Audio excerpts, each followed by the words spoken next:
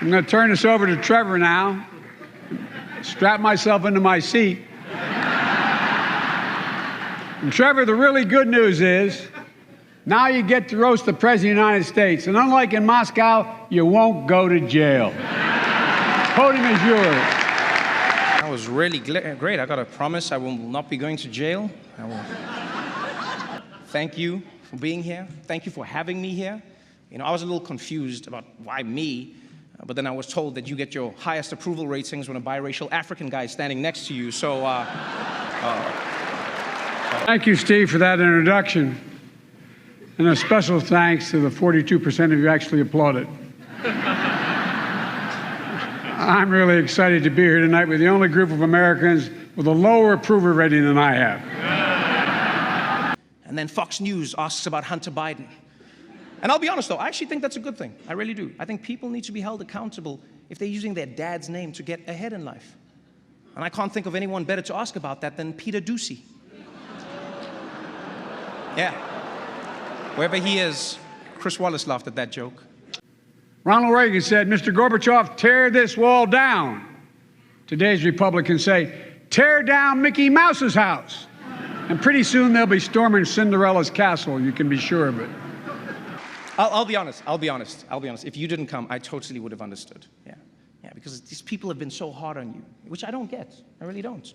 You know, I think ever since you've come into office, things are really looking up. You know, gas is up, rent is up, food is up, everything.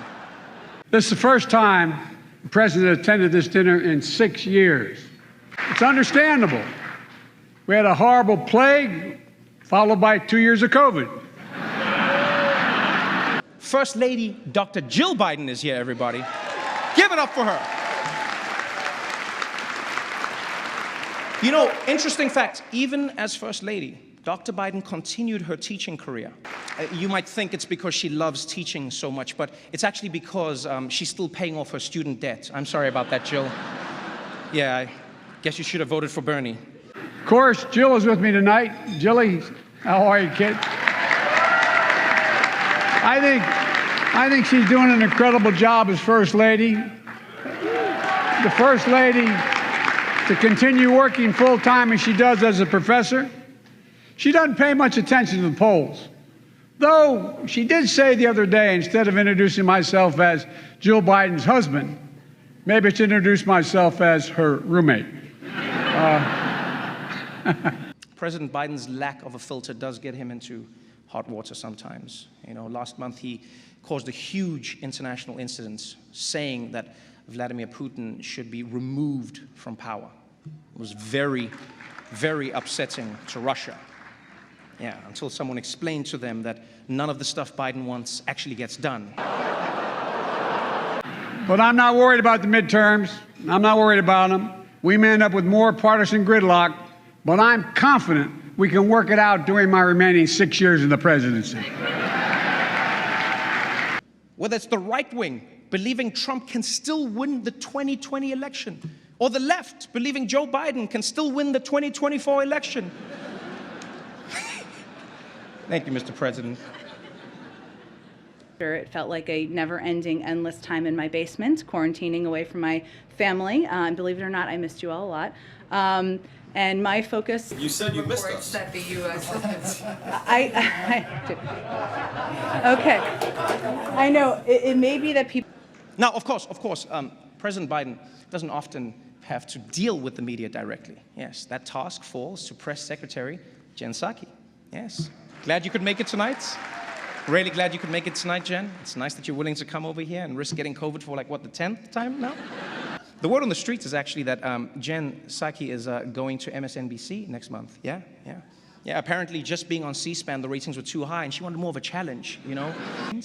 But, you know, moving to MSNBC is going to be a big switch up for you, because right now your current job is to make the Biden administration look as good as possible, you know, at all costs. Now you're going to be at MSNBC, and you're going to have to... You'll be fine, actually. No. Is it ethical for you to continue conducting this job while negotiating with the media? Well, I have always gone over and above the stringent ethical and legal requirements of the Biden administration. And not to mention, no president in my memory has given more marginalized groups opportunities. You know, I'm talking about women, the LGBTQ community, the Taliban, the list goes on and on.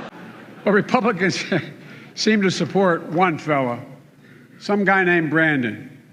He's having a really good year, and I'm kind of happy for him. I stood here tonight and I made fun of the President of the United States, and I'm going to be fine. I'm going to be fine, right? I know this is a tough town. I came to office with an ambitious agenda, and I expected it to face stiff opposition in the Senate. I just hoped it would be from Republicans. Please be careful leaving tonight. We all know this administration doesn't handle evacuations well. Good night, everybody. Thank you so much. Everyone at the White House is so excited. I told my grandkids and Pete Buttigieg they could stay up late and watch this show tonight. It is my great honor to be speaking tonight at the nation's most distinguished super spreader event. You guys spent the last 2 years telling everyone the importance of wearing masks and avoiding large indoor gatherings. Then the second someone offers you a free dinner, you all turn into Joe Rogan. Huh? I mean, Dr. Fauci dropped out. That should have been a pretty big sign. Fauci thought it was too dangerous to come tonight.